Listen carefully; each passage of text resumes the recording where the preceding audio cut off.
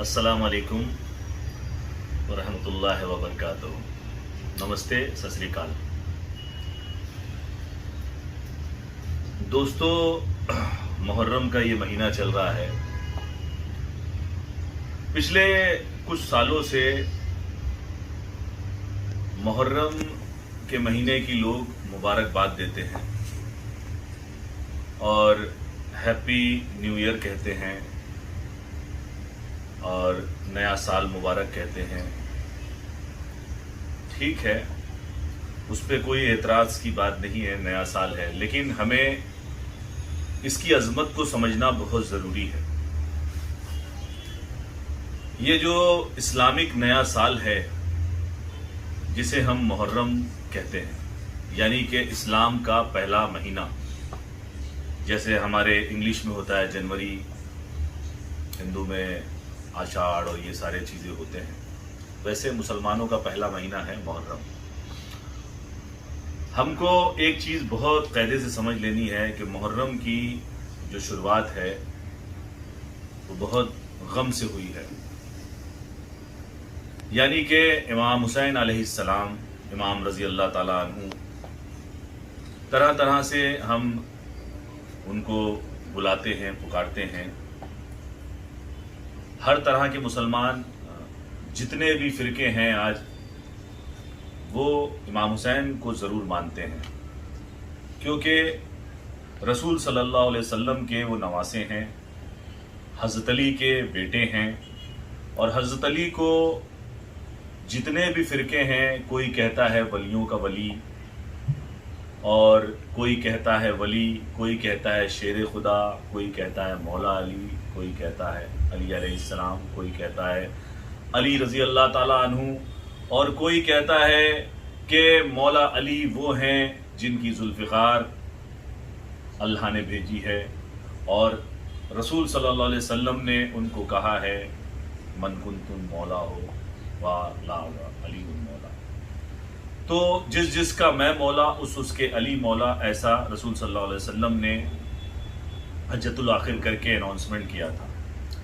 अब समझना ये है हमें कि ये जो इस्लामिक नया साल है, इसकी मुबारकबाद हमें देनी चाहिए या नहीं देनी चाहिए। देखिए, अगर हमारे घर में कोई ऐसा हादसा गुजर जाए, कोई ऐसी परेशानी आ जाए जहाँ पर मिसाल के तौर पे हमारे घर में वालिद मर जाएं या हमारी वालिदा मर जाएं, या घर के अंदर ऐसा हो जाए कि पूरा का पूरा हमारा घर छोटे बच्चों से लेके बड़े तक इस दुनिया में ना रहे, तो हम क्या करेंगे? क्या हम किसी को मुबारकबाद देंगे?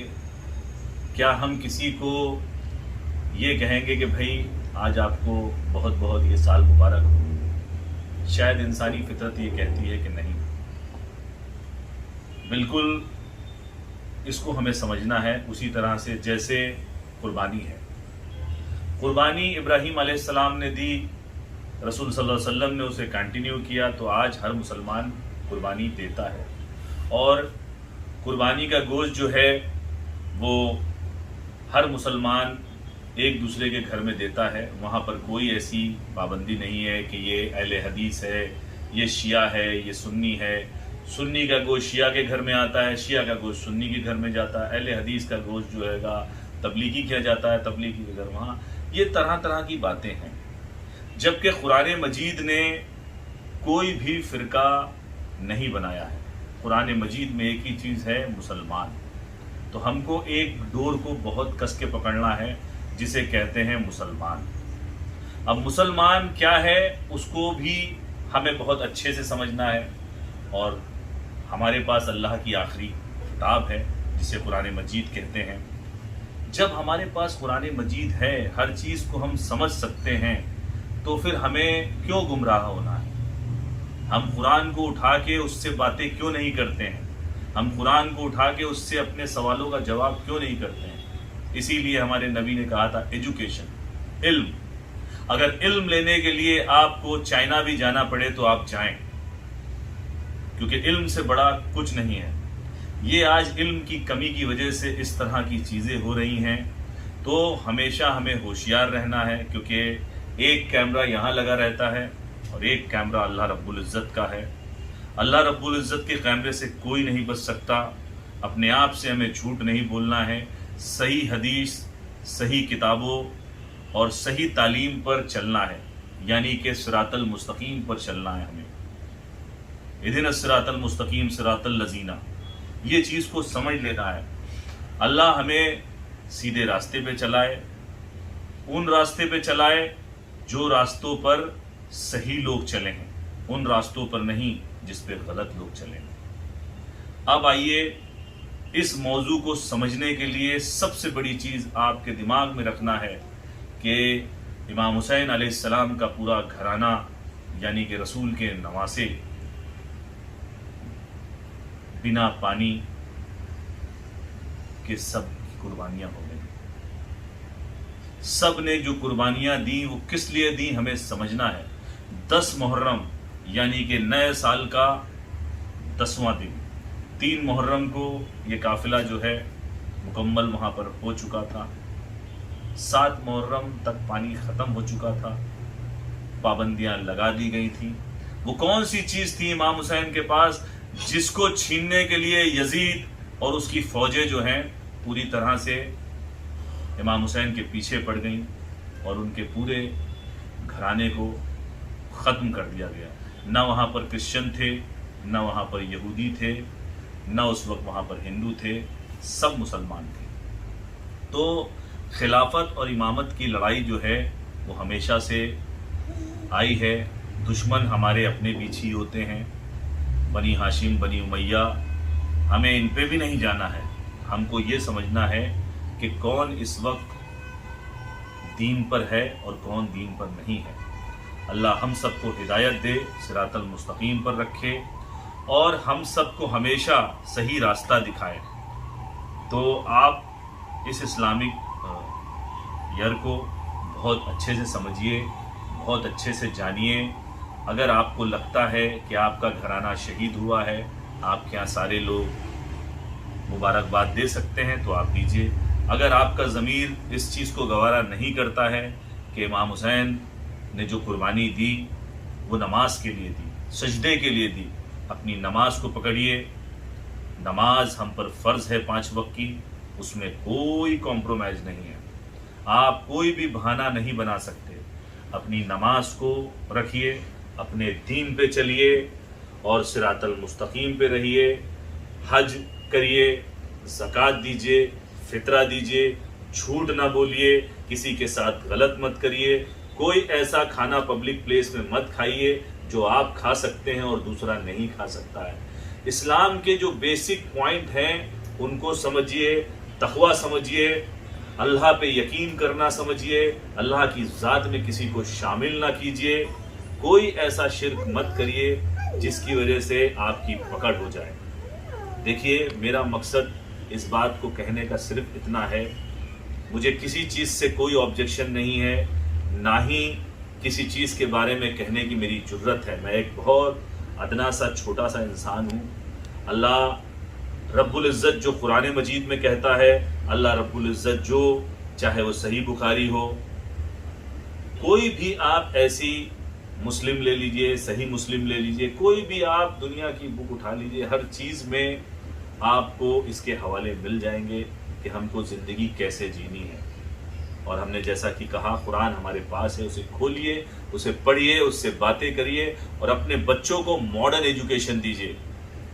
دین کی تعلیم کے ساتھ ساتھ ان کو ماڈرن ایجوکیشن کے بارے میں پتہ ہونا چاہیے، ان کی لینگویج اچھی ہونی چاہیے. آپ پردھان منتری نہیں بن سکتے ہیں، آپ راشٹرپتی نہیں بن سکتے ہیں مان لیجئے، لیکن آپ IAS IPS ڈاکٹر سب کچھ بن سکتے ہیں، انجینئر بن سکتے ہیں.